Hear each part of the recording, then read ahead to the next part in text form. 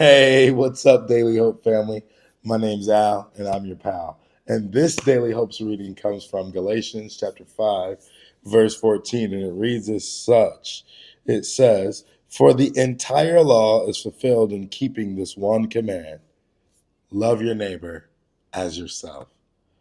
Man, it's so powerful, so simple. And I just want to point out one thing in the Greek here. This word is the word agape, which is a love that comes from God. Many of you who study the Bible, you know, man, there's so many different string of Greek words used for the word love. There's the brotherly love, there's an affectional love, but this love used here is a sacrificial love, and it can only come from a relationship with God. And so, first thing I would do is encourage you as man to love God and accept the love from God. This is how you're able to love your neighbor. It's not this selfish love where you're doing things to be seen, but man, you're loving people simply because you know that God loves you. And, I think about this story when Jesus is speaking with these Pharisees, and the man goes, he asks him in the crowd, and he says, well, who's my neighbor? Jesus says, man, you should love God and love your neighbor. And he says, who's my neighbor? And Jesus then goes into the story of the Good Samaritan.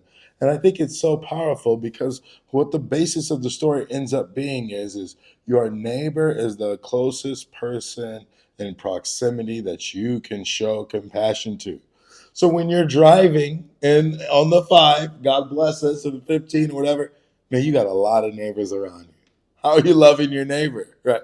Not just in your neighborhood, when you're at the gas station or the grocery store, but how are you loving your neighbor?